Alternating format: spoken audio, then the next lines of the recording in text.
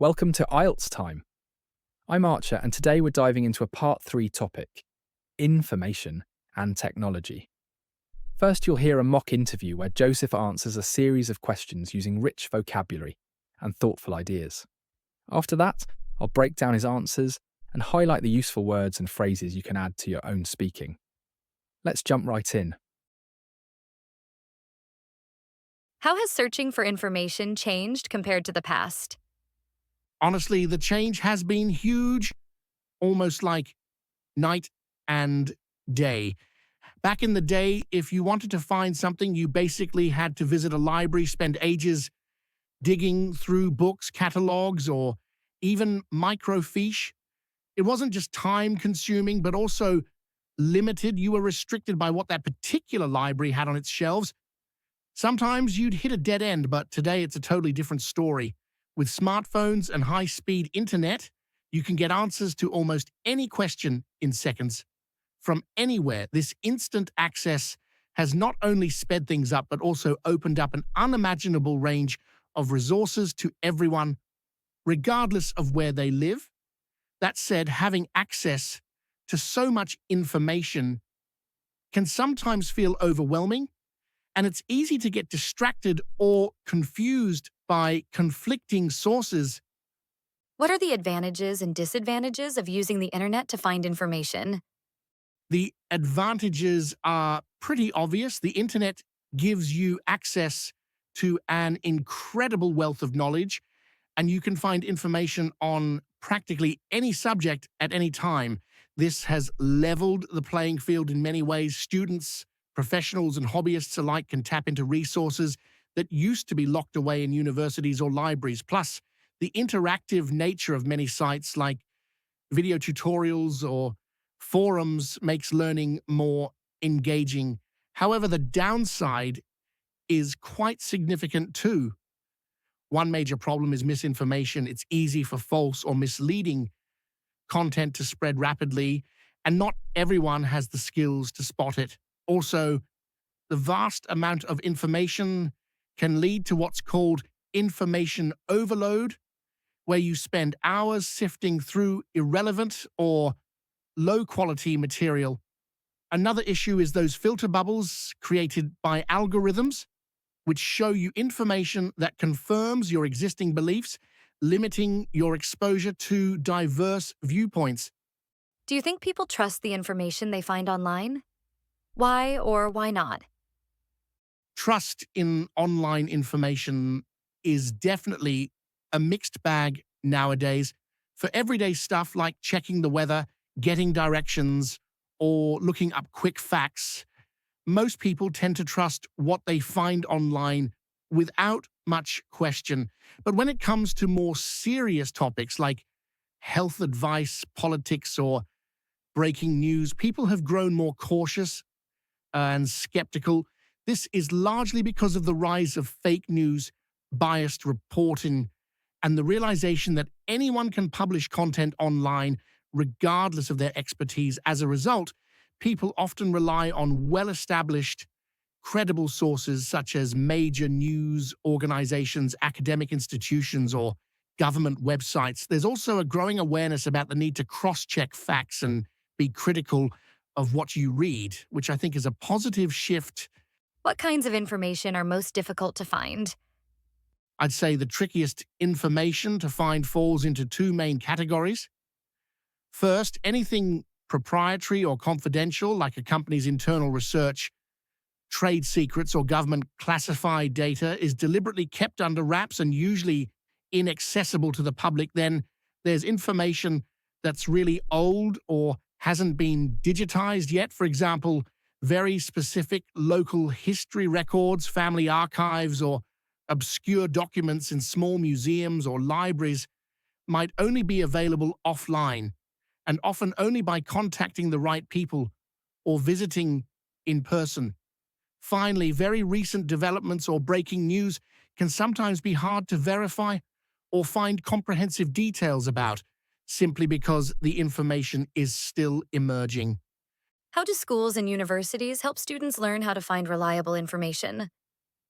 Schools and universities are putting a lot of effort into helping students become better at finding and judging information. Instead of just telling students where to look, they focus on teaching how to tell if a source is trustworthy. For example, students learn how to use academic databases that contain peer-reviewed articles rather than just relying on random search results from the internet.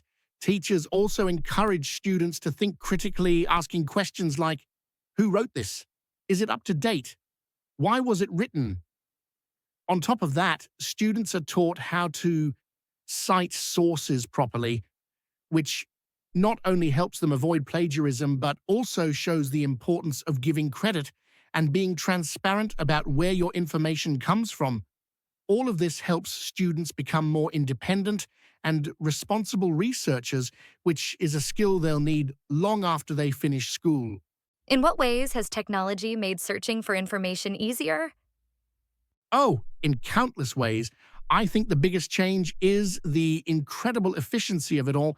Search engines, with their sophisticated algorithms, can now understand really complex natural language questions and instantly pull up the most relevant results from billions of pages. It's light years away from using keywords only. Also, it's not just about text anymore. Technology has made multimedia access much easier. We can now use reverse image search to find the origin of a picture or even use voice commands to ask a question. This makes the search experience much more fluid and accessible to everyone, regardless of their technical skill. How can people tell if the information they find is accurate?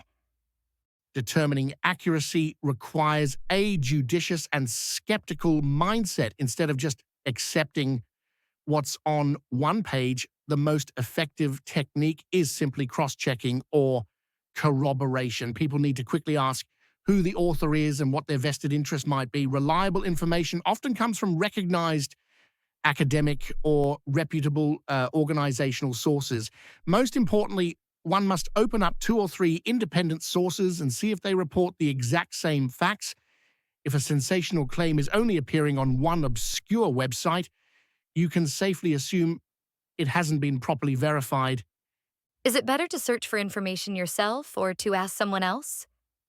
That depends entirely on what you're looking for, but for most general purposes, searching yourself is better. It gives you a broader perspective. You get to see different sides of an issue and you gain a vital research skill.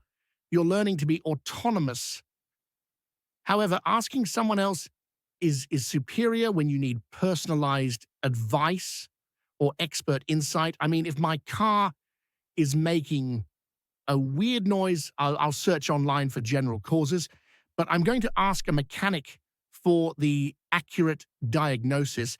Asking is great for that niche, experience-based knowledge that hasn't been written down. Ideally, you do a bit of your own research first, and then you consult an expert to validate or refine what you found. That was Joseph's full set of responses. A really strong example of clear, thoughtful speaking in IELTS Part 3. Now let's break down what he actually does in each answer. Question 1. How has searching for information changed compared to the past? Joseph begins by painting a clear contrast between the past and the present. He talks about how people once relied on libraries, catalogues, and even microfiche, which made searching slow and limited. Then he moves to the present, describing how smartphones and high-speed internet now provide instant access to almost any question. He uses the vivid expression night and day to show how dramatic the change is. Finally, he adds nuance by mentioning that while access is easier, the amount of information can feel overwhelming and even conflicting. Question 2. What are the advantages and disadvantages of using the internet to find information? Joseph structures this answer clearly, explaining both sides. He begins with the advantages, the incredible wealth of knowledge online, available to anyone, anywhere.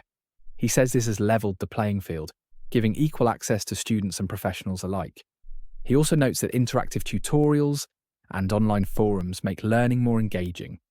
Then he shifts to the disadvantages, the spread of misinformation, the danger of information overload, and the problem of filter bubbles created by algorithms. The balance between both perspectives gives his answer real depth. Question 3. Do you think people trust the information they find online? Why or why not? Joseph says that trust in online information is a mixed bag. It depends on context. For everyday searches like the weather or directions, people generally trust what they find. But for more serious topics like health advice or politics, they're more skeptical, especially with the rise of fake news and biased reporting. He explains that people now prefer to rely on credible sources, things like academic institutions, government websites, and established media outlets. Question 4. What kinds of information are most difficult to find? Joseph divides this question neatly into categories. First, he mentions proprietary or confidential information, like company trade secrets or government data, which are deliberately hidden. Then he moves to old or not yet digitized records, such as local archives or family documents that may only exist in small museums or libraries. Finally, he adds a third point: breaking news or emerging stories, which can be hard to verify because details are still developing. Question 5. How do schools and universities help students learn how to find reliable information? Joseph explains that schools and universities help students by teaching how to evaluate the reliability of information rather than just showing them where to look. Students learn to use academic databases with peer-reviewed articles and are trained to ask critical questions such as, who wrote this? Is it up to date? And why was it written? Teachers also show students how to cite sources properly, helping them verify and credit information correctly. Each of these steps focuses on how students learn to find reliable information in practice. Question 6. In what ways has technology made searching for information easier? Joseph emphasizes the efficiency and intelligence of modern search engines. He notes that they can now understand natural language questions, not just keywords, and return the most relevant results instantly. He also mentions the rise of reverse image search and voice commands, which make searching more accessible to everyone, even those who aren't very tech-savvy. Question 7. How can people tell if the information they find is accurate? Joseph focuses on verification. He says accuracy requires cross-checking or corroboration, comparing 2 or 3 independent sources to see if they report the same facts. He reminds us to look at who the author is and whether they have a vested interest. If a sensational claim appears only on one obscure site, it probably lacks credibility. Finally, is it better to search for information yourself or to ask someone else? Joseph gives a thoughtful, balanced answer. He says that searching yourself helps you become an autonomous learner and gives you a broader perspective. But asking someone else is better when you need expert insight or experience-based knowledge. He illustrates this perfectly with his example. When his car makes a strange noise, he might look up general causes online, but only a mechanic can give the accurate diagnosis. That wraps up our lesson on information and technology for IELTS speaking. You've seen how Joseph structures his ideas and uses vocabulary naturally in context. If this video helped you, don't forget to like, subscribe, and comment below. Tell us which topic you'd like us to cover in future lessons. Thanks for watching. Keep speaking, keep improving, and I'll see you in the next lesson.